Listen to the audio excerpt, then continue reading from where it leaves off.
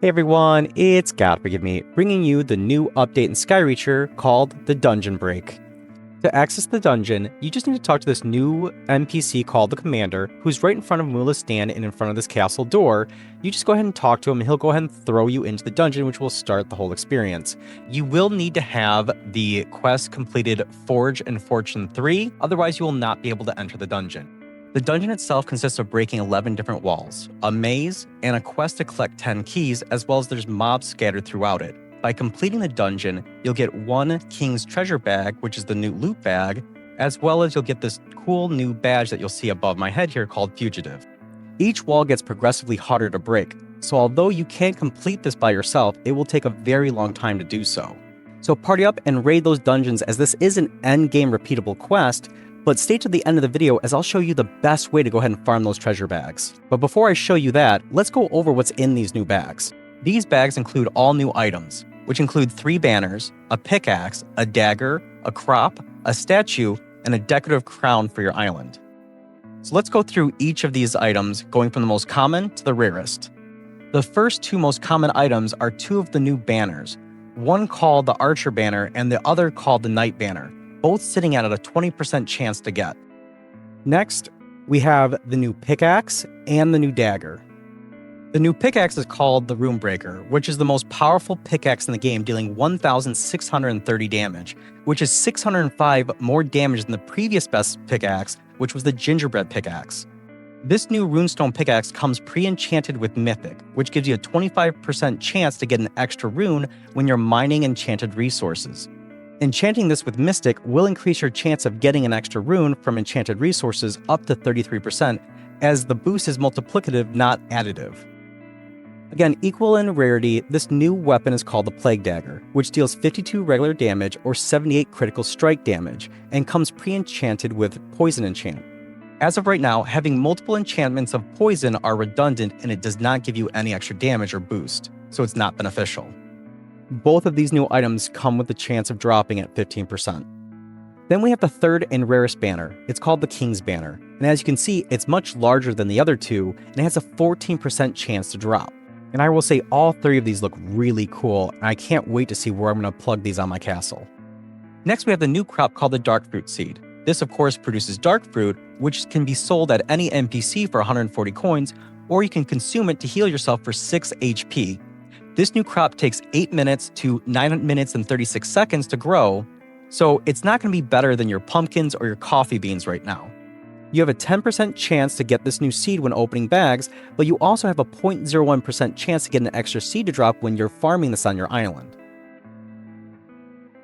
Then we have this really cool and massive new statue called the King Statue. It's really amazing, and you only have a 5% chance of getting this. Lastly, we have the rarest item in this treasure bag. It's the King's Crown, which is a cool new block that can be placed on your island, so don't mistake it for a new equipment, as you cannot wear it. There's a new mob in the dungeon called Sludge Eaters. These creepy sounding little mobs either drop rats or a new bucket called Sewage Buckets that allow you to place a new sewage water block on your island that is the same thing as water, but has a cool green tint to it.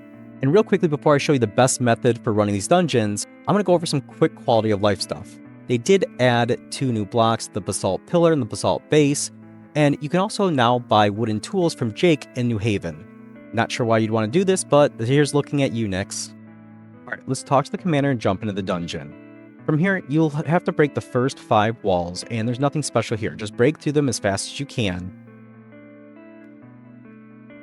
If you find yourself alone, this might take a little bit, but you can manage through it. Now, the special trick here is that every single time you break a wall, you'll see this part where it says, stay clear of this area. As of right now, if you have someone sitting in that spot, the wall will not respawn. So if you and a few buddies, with each coming in with your own alts, because you can have a maximum of 3 accounts, so one is your main that you'll be running these with, and then each of you bringing 2 alts, you'll be able to go ahead and have one of your alts sitting at each of the walls, as you can see here, and it'll prevent the wall from respawning, and then you can just run through everything. Here's the maze, so you'll go left first where you'll find 2 keys. So just go ahead and follow this path.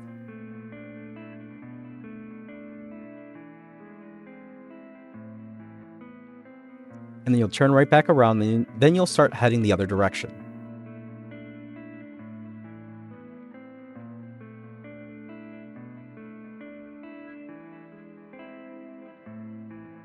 And now passing the entrance, we'll go to the right. We'll get this key right here.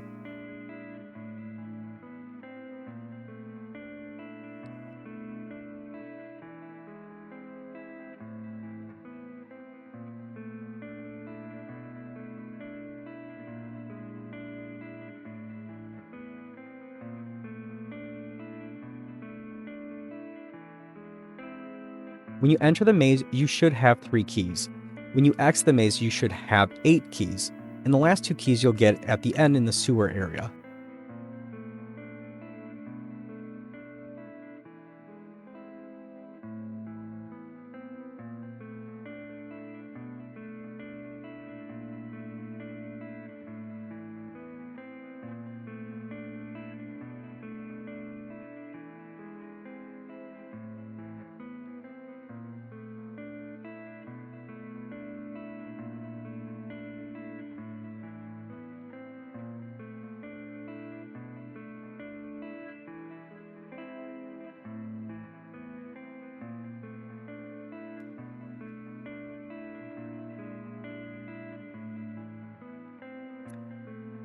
So here's where you'll find the new mob called the Sludge Eaters.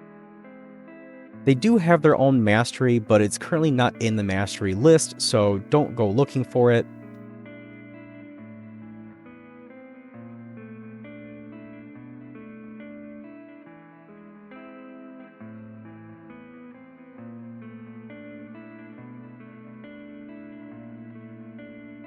Once you collect all 10 keys, you go ahead and talk to the thief at the end, and he'll go ahead and reward you with the treasure bag.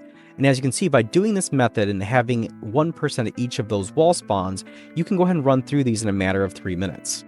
Now, I was given permission to go ahead and show this method, but I was also informed that it may not stay in the game for long, so enjoy it while it lasts. But that's it for this update.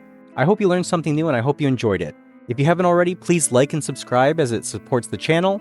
And until next time, as always, good morning, good day, good night, and God bless. Thanks for watching.